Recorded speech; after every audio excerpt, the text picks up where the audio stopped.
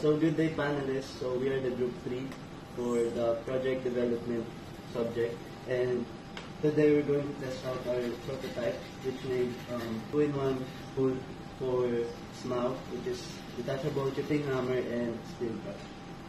So we have 3 types of slag feed. We use 70-11, 70-18, and 60-11 and 60-18 electrodes.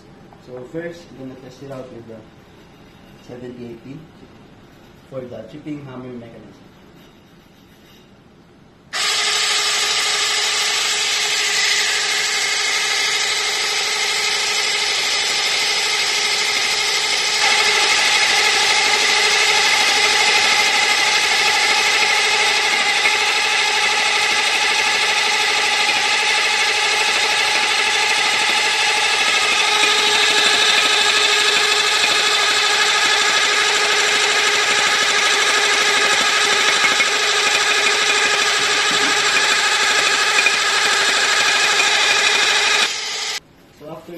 After the chipping mechanism, we're going to use a steel brush mechanism.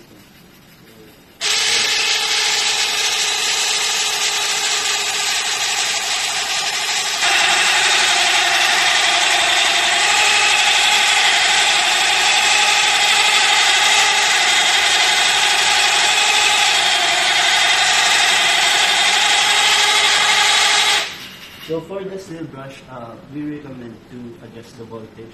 So currently it's just 12 volts, but if you're going to use a steel brush, we suggest that you at least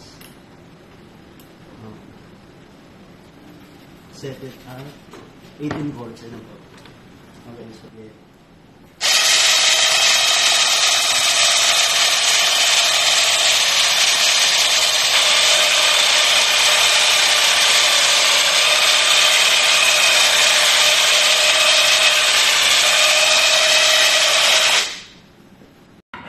Okay, now on to the 60-13 slag.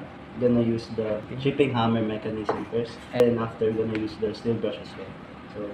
So, 3, 2, 1, go.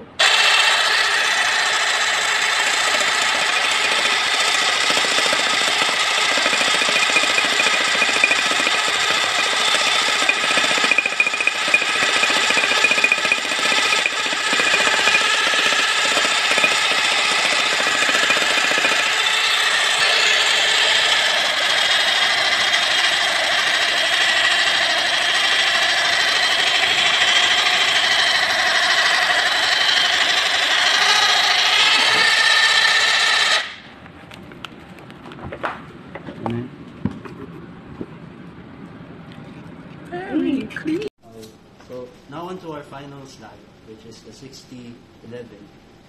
We're gonna use the chipping hammer mechanism and steel brush mechanism over the prototype. Okay, so 3, 2, 1, go.